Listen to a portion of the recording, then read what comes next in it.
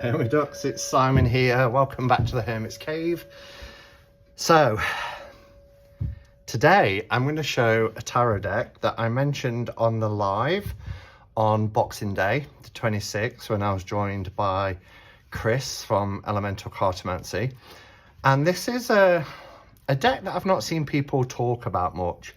And it was a gift from our Elle, my lovely tarot daughter Elle. And she sent me this. I put it inside a Kelly Bear pouch because Kelly sent me a few for my birthday a couple of months back. And this was one that I've not used yet. And it's called the Cerise Tarot. Now, Cerise is, well, it comes from the French word for cherry, a deep or vivid reddish pink. Now, this isn't a reddish pink, but it's red. So I thought that it would be a good match, and it will help me to remember. And that's what's important, right? When you put decks into little pouches or bags, you need to remember what's in there. So whatever trigger or prompt works then. And yeah.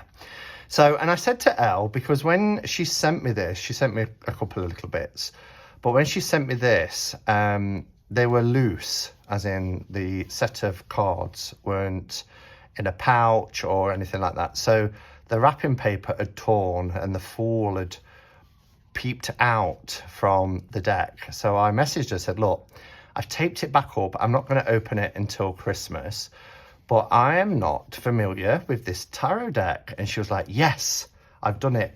I found a deck that you know nothing about. And I haven't seen any walkthroughs of it. I could be looking in the wrong places, but I haven't seen any walkthroughs of this deck. But it's pretty new, although this is the first edition because there's no silver gilt edges. And if you go to Make Playing Cards at the moment, the link will be below. As soon as I start recording, we get the sirens. Sorry about that. As soon as, no, not as soon as, I just said that. I'll put the link below for Make Playing Cards. But if you have a look now, it is on there, and it's, well, it's quite expensive. It's on listed for $55.80, which currently the exchange rate makes that about £41.50. So not too bad. But you know, it is certainly a little bit more than a mass-produced deck, put it that way. So, I love the backs. Can we just really appreciate these backs? They remind me of like an old sort of worn Persian carpet or something, but really, really beautiful. And as I said, it's called the Cerise Tarot because there are throughout all of the images this kind of cherry red, this vivid reddish pinky colour that appears all the way through it. So it's a great name for the tarot. The creator is Catherine Slates. Can't find much about her. That's the thing with Make Playing Cards. If you buy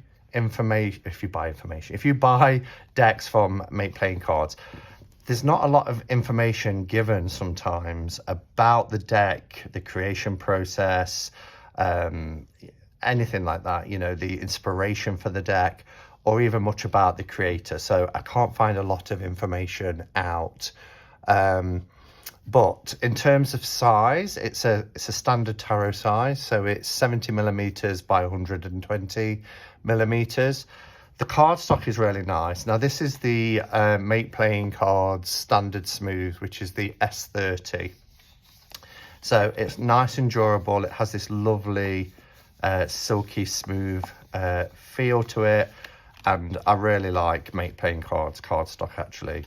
Make Playing Cards and US Games do wonderful, wonderful cardstock, in particular for this kind of silky smooth. Schiffer, Red Feather for matte. They do some amazing matte cards now, like with the Shadowland Tarot, etc. So if you buy it now for that price, the second edition has these silver gilt edges, and apparently there's going to be a third edition coming out. I'm not sure when, but that's going to be all singing, all dancing. So it's got the gilt edges. It comes in a 2-part box. There's going to be a little note booklet with it, At the moment, you just get cards, so no writing about the images. But there are Tumblr accounts and things like that if you search for the Cerise Tarot. So let's have a look. I just want to say thank you to Chris as well from Elemental Cartomancy, because he reminded me today that I said I was going to do this walkthrough, and I needed that reminder to do it. So let's zoom in. So put a bit of candlelight. It's nighttime now. Well, early evening, but it's dark. So the art style in the Cerise Tarot is it's hand illustrated, but it's mixed media as well. And I find it quite abstract. And I was saying in my live the other night with Chris that a lot of the images remind me of like the Soul Cards by Deborah Croft Chapin from the Centre for Touch Drawing, and they are really powerful images. And I found recently that I've been drawn to powerful images. I showed my last video, which was the Forest of Precious Twigs, and how these images really kind of evoke something within me. And these are cards that you would sit with and really drink in the scene in front of you and really sort of connect with it and kind of almost be a part of it and sit with how the images are making you feel and perhaps explore why. Catherine describes the process of using her practices within lithography. I think that's how you pronounce it. Lithography and digital art. They do get little keywords, which some people like, other people it's a big no-no. It depends for me. If it was a traditional RWS deck and they suddenly put keywords on them, I don't know if I'd cope with that, because that system, that particular deck, Pixie's artwork, it's an extension of me. And if there's keywords on there that I don't associate with it, it will jar. But with a deck that is like this, which has been created by somebody, it helps me to kind of think about that image in the context of as to how it was created by the creator, if that makes sense. So here we have our Fool, and it's incredible. The Fool is naked, which shows that sort of vulnerability, but also we think about the journey through life. We come into the world naked, you know, we're kind of dropped down a random chimney, and we have to, you know, find our way around and make do with what we're given. But we all come into the world naked as that starting process. I love the black birds here and how it covers the eyes, which, you know, again, illustrates that sort of blind faith in going forward. And the danger as well that the Fool faces, as we're used to seeing, you know, by not fully being aware of the situation he finds himself in.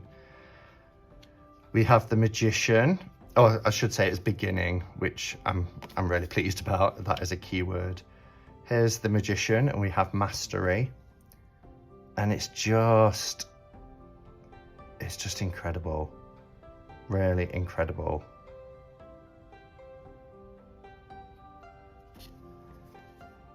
Here we have the High Priestess. And look, wow. It kind of reminds me as well, you know, of like, this would be a really good Hermit card as well. That sort of almost like sitting on the edge of something, looking out. But this is her form here, the High Priestess. But again, I'm saying her form. The amazing thing here is, you know, these images are genderless, ageless.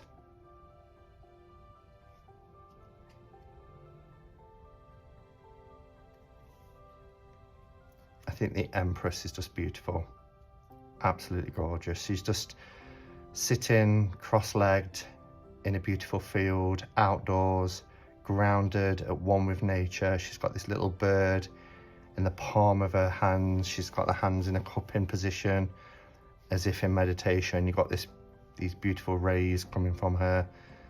It's just stunning. The Emperor. Wow. And we have control for the Emperor. Keeping control. The Hierophant. I love the keyword as guidance for the Hierophant. We often see teacher or, you know, enlightened one. Very often Buddha is depicted as the Hierophant card. Lots of people struggle with, particularly those of us who've come from organized religions might struggle with the Hierophant card because of its associations with the church. But I like that it's somebody to give guidance rather than you having to be subservient to. Sounds like there's fireworks or something going off now.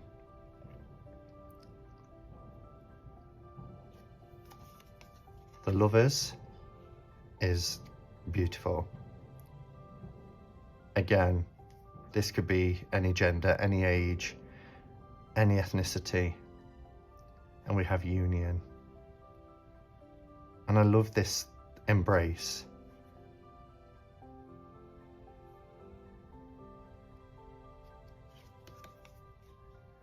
The Chariot, direction.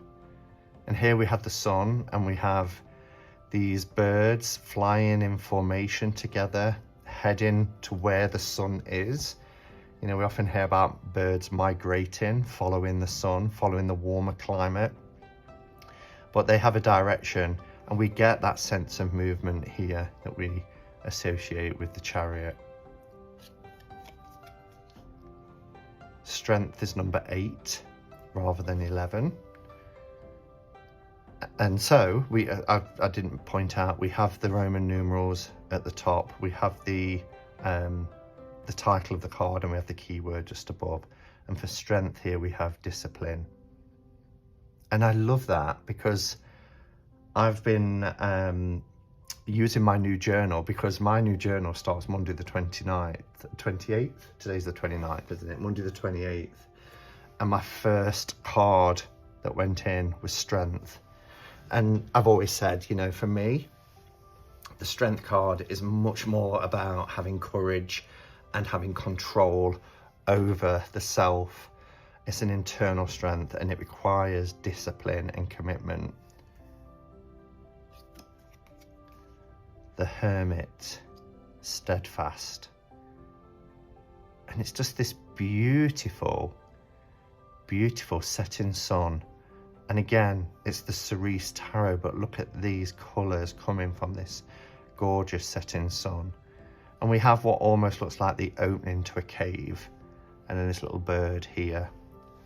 But you can imagine yourself as the hermit sitting in contemplation, just looking out of this mouth of the cave, watching this sun setting. The Wheel of Fortune. There's lots of birds as well. And the Wheel of Fortune, of course, fate. You might struggle to see that. It's very faint, but it says fate. Justice card. The keyword is retribution.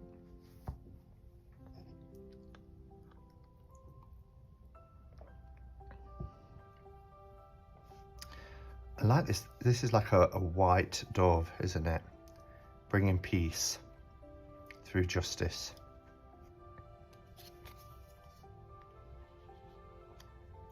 The Hangman is about perspective. And you can just make out here at the bottom where the hands are tied together.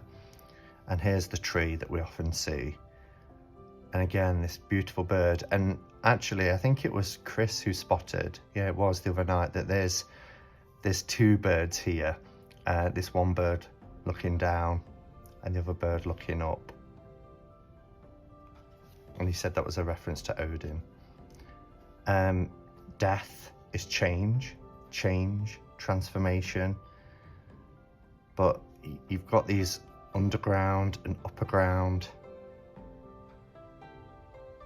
And even though, you know, shrubs, vegetation dies away, the roots are still there throughout the whole year, ready to bloom again. Temperance, moderation. Again, such a powerful image.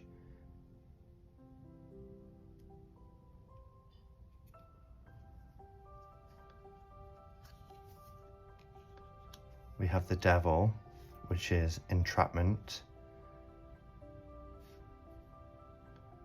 It's quite carnal, isn't it, this image?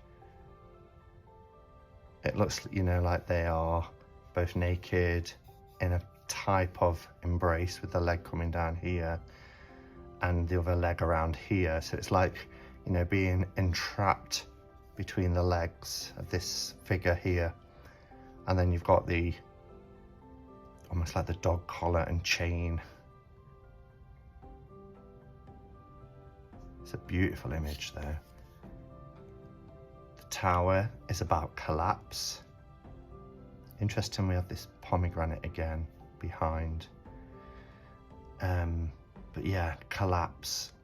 Things have to fall away so that we can rebuild on a firmer foundation. The star, beautiful. Look at this figure here. It's almost like a goddess figure. These birds.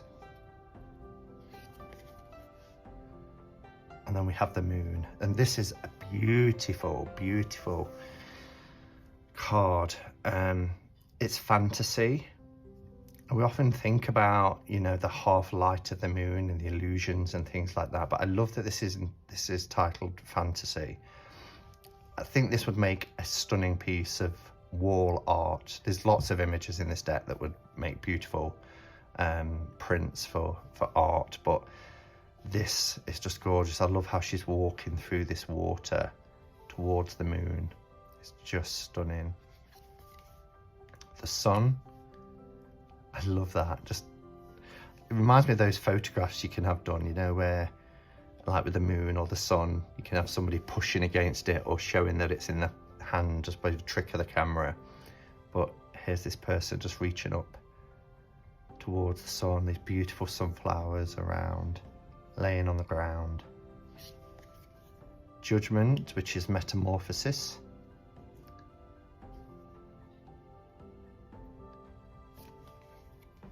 And we have the world, which is completion. Wow.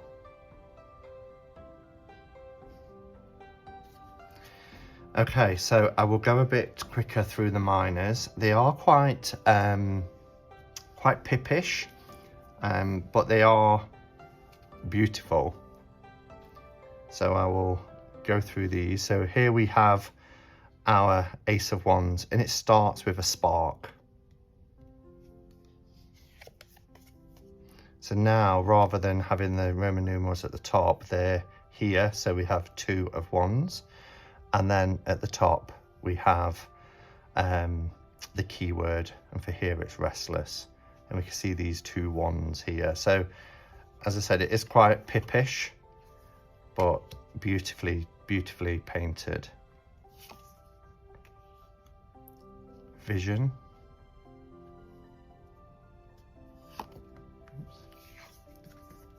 Welcoming. We have 4 of Wands, and that's beautiful. Around this fire, look at the hands joined together. Competition for the 5. Success for 6. Tenacity for 7. I can link these to my kind of basic understanding of numerology and how I read with pip decks. Spontaneity for 8. Resilience for 9. Obligation for 10. I mean, I love this. I often think of the 10 of Wands as kind of being overburdened, you know, carrying the weight of things. But maybe it is due to a sense of obligation. There's one here that's being used as a staff as well. And then we have our courts, which is using Page, Knight, Queen and King. And these are beautiful. The courts are stunning in this deck. So we have our Page, which is optimism. Allure, which is the Knight. Look at that. Strength for the Queen. And dependable for the King. Look at that King and Queen. Isn't that gorgeous? Then we have our Pentacles. Prosperity for the Ace. That's beautiful, isn't it? We have the Balance for the Two of Pentacles. Study for the 3.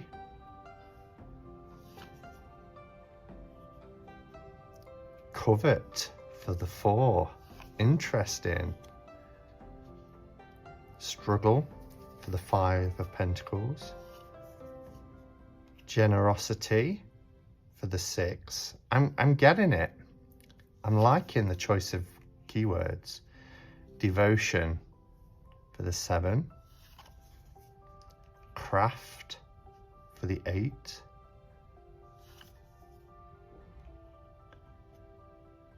Nine of Pentacles is luxury.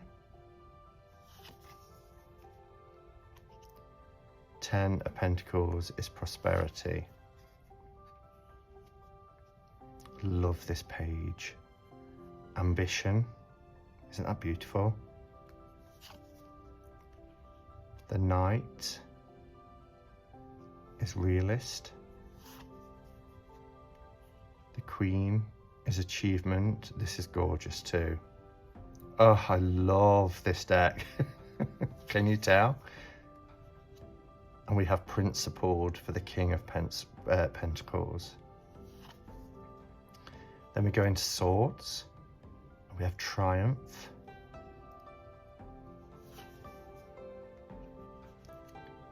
Conflict for the 2. Grief for our 3. And she's actually pierced, look, rather than the heart, it's through her. Well, actually it goes into her arms and through her arms. There's the 3 hilts here. Not quite sure what they're doing to her head. But anyway, we have grief. We have rest for the 4. Combat for the 5. Escape for the 6. Which I get, you know, we're used to seeing that boat, aren't we, going from one shore to another. I suppose it is escaping the perilous side, going to calmer shores. Deception for the 8. Imprisonment. Did I say 8? 7, sorry. Imprisonment for 8. Escaping that 8 of Swords. Terror, that's the Nightmare card for the 9 of Swords. And Crisis for the 10. Wow. I've got goosebumps. This is a powerful, powerful deck. Curiosity for the Page. Ambition for the Knight. Discerning for the Queen.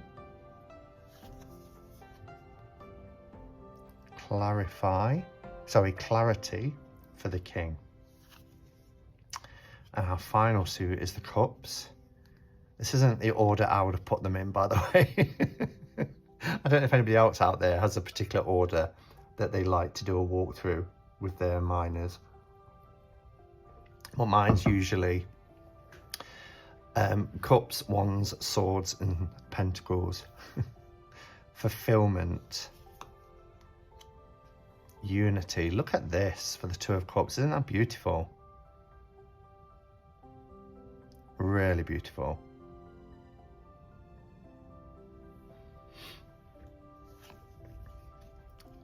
Pleasure. Disconnect. No, discontent, sorry. Loss for 5. I get it. Look at this as well. It's a different take. It's the hand on a glass. This one's broken. These have been spilled. It looks like it's on a table or something. He's smoking a cigarette. It's like it could be in a bar or somewhere. Nostalgia for the 6 of Cups. Perfect. Oh,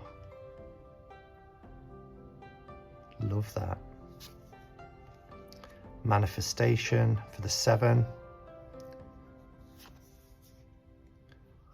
Wanderlust for the 8. Plenty for 9. And harmony for 10. And then for our Page of Cups, we have expression.